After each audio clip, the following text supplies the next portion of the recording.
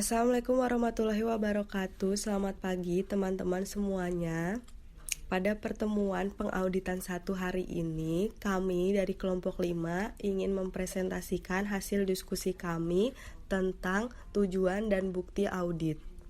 Sebelumnya izinkan kami memperkenalkan diri terlebih dahulu. Yang pertama ada saya sendiri, Cikwita Salsabila, dengan NPM 1910104889.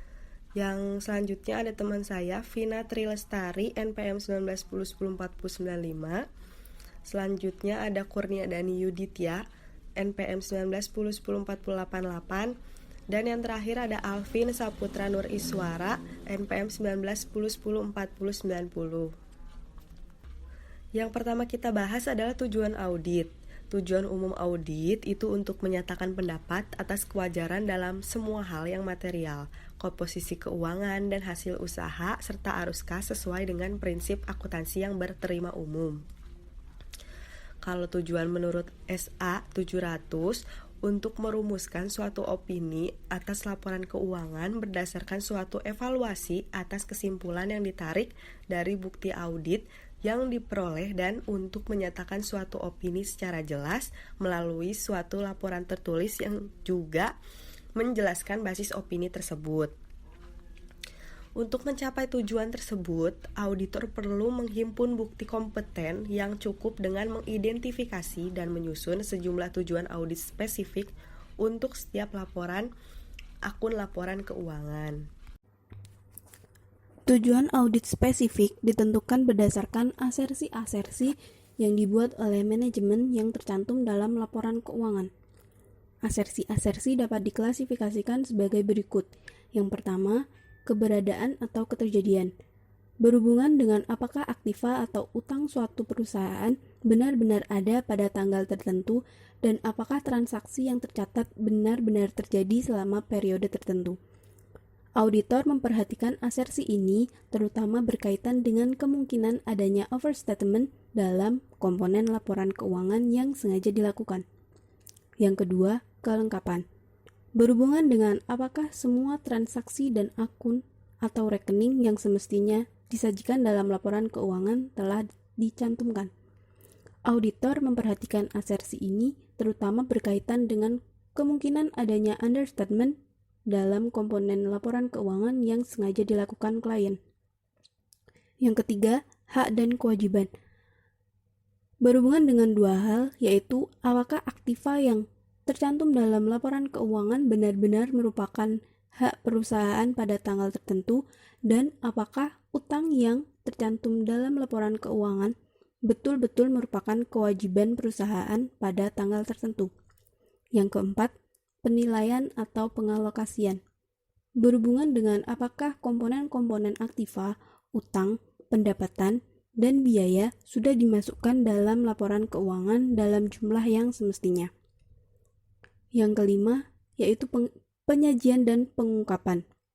Berhubungan dengan apakah komponen-komponen tertentu dalam laporan keuangan sudah diklasifikasikan, dijelaskan, dan diungkapkan secara semestinya, yaitu di mana jumlahnya sudah ditentukan dengan menggunakan metode perlakuan akuntansi berdasarkan prinsip akuntansi yang berterima umum dan bebas dari kesalahan matematis.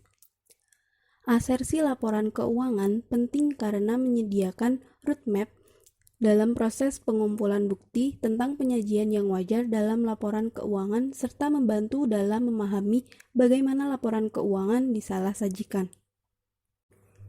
Selanjutnya yaitu bukti audit.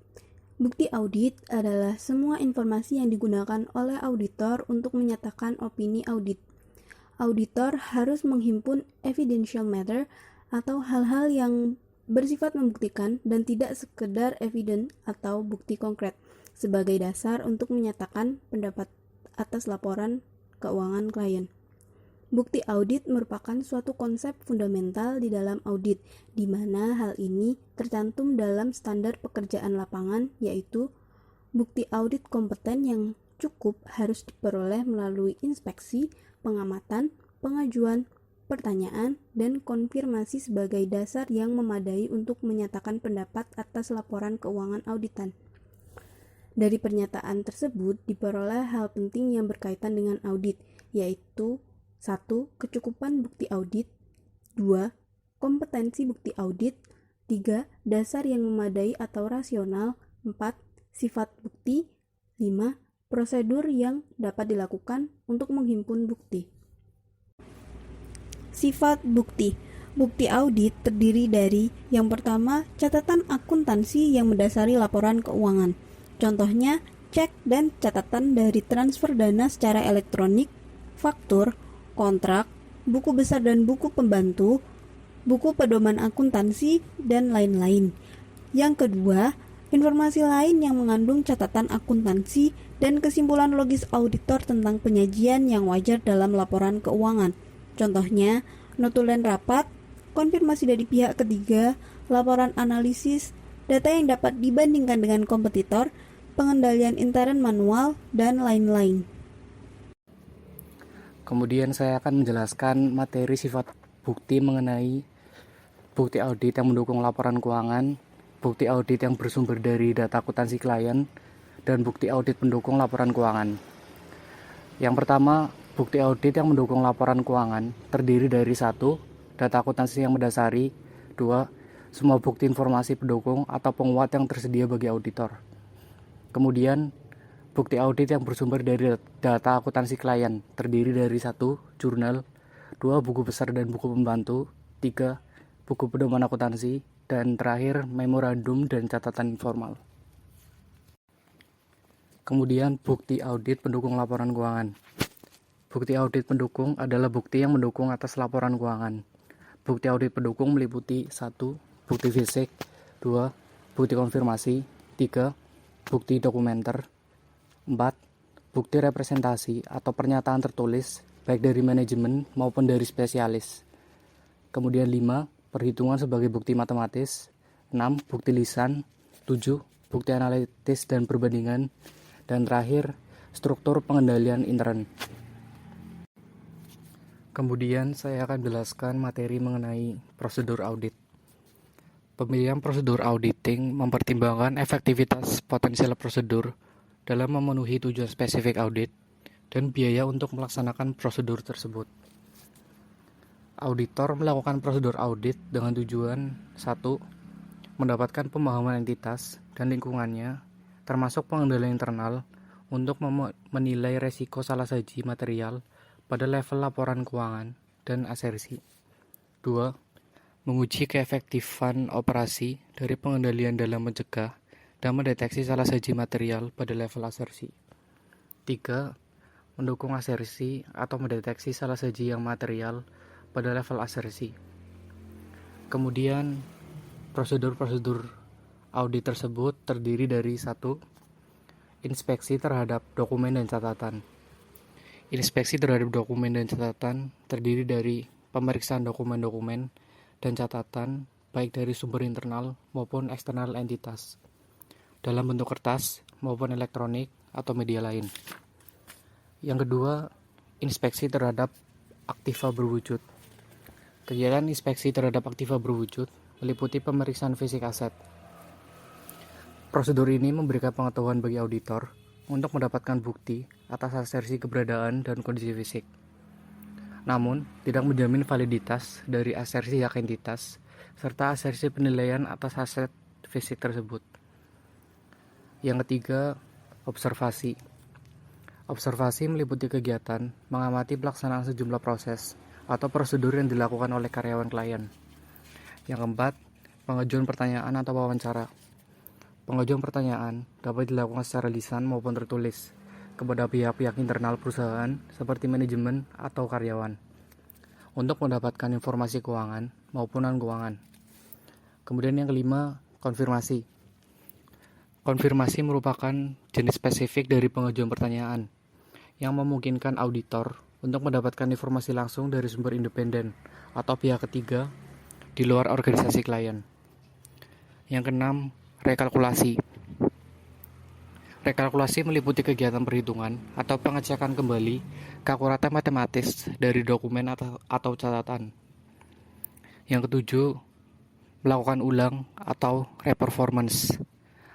Melakukan ulang adalah eksekusi auditor independen atas prosedur atau pengendalian yang telah dilakukan oleh klien sebagai bagian dari sistem pengendalian internal perusahaan. Yang kedelapan, prosedur analitis. Terdiri dari kegiatan mempelajari dan membandingkan data-data keuangan maupun non-keuangan yang saling berhubungan atau melakukan perbandingan-perbandingan laporan keuangan. Kemudian yang terakhir adalah teknik audit berbasis komputer atau CATS. CATS menggunakan software audit untuk melakukan berbagai prosedur audit. Jika catatan akuntansi klien dipelihara dalam media elektronik, maka auditor dapat menggunakan CATS untuk melakukan pekerjaan-pekerjaan berikut ini. 1. Melakukan perhitungan dan perbandingan yang digunakan dalam prosedur analitis. 2. Memilih sampel piutang usaha untuk konfirmasi. 3.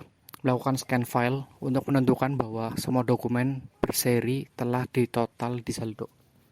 Berikut tabel prosedur dan bukti audit. Yang pertama, prosedur audit, inspeksi terhadap dokumen dan catatan. Contoh penerapan atau asersi itu pemeriksaan fisik secara rinci terhadap dokumen dan catatan. Jenis buktinya, bukti dokumenter. Kemudian yang kedua, prosedur audit, inspeksi terhadap aktiva berwujud. Dengan contoh penerapan, yaitu pemeriksaan fisik sediaan, jenis buktinya itu bukti fisik. Yang ketiga, observasi. Contoh penerapan atau asersinya itu mengamati pelaksanaan suatu kegiatan yang dilakukan oleh karyawan perusahaan klien atau auditi. Kemudian untuk jenis buktinya itu bukti fisik atau visual. Yang keempat itu konfirmasi. Untuk contoh penerapan atau asersinya itu mengirimkan surat konfirmasi kepada pihak ketiga dengan jenis bukti audit itu bukti konfirmasi. Yang kelima itu pengajuan pertanyaan atau inquiring. Contoh penerapan asersinya itu mengajukan pertanyaan baik lisan maupun tertulis. Dengan jenis bukti itu bukti representasi tertulis atau bukti lisan. Kemudian selanjutnya rekapitulasi.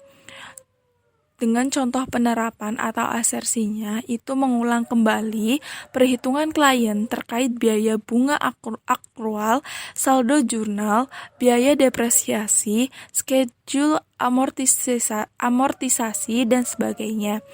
Dengan jenis bukti itu bukti matematis. Dan yang prosedur audit terakhir yaitu prosedur analisis. Contoh penerapan atau asersi itu melakukan perbandingan laporan keuangan dengan jenis bukti analitis. Evaluasi bukti audit. Auditor harus bersifat objektif, berhati-hati, dan menyeluruh dalam mengevaluasi bukti audit agar laporan audit dinyatakan secara tepat. Dalam evaluasi audit, juga harus memerhatikan tujuan audit. Evaluasi audit harus lebih teliti jika menghadapi suatu audit yang mengandung risiko besar. Situasi tersebut itu seperti yang pertama, pengawasan intern yang lemah, yang kedua, keuangan klien tidak sehat, yang ketiga, manajemen tidak dapat dipercaya, yang keempat, penggantian kantor akuntan publik, yang kelima, perubahan peraturan perpajakan. Yang keenam, usaha bersifat spekulatif. Dan yang terakhir, transaksi yang kompleks. Sekian presentasi dari kelompok 5 tentang tujuan dan bukti audit. Mohon maaf jika terdapat kesalahan dalam penyajian maupun pengucapan. Terima kasih atas perhatiannya. Wassalamualaikum warahmatullahi wabarakatuh.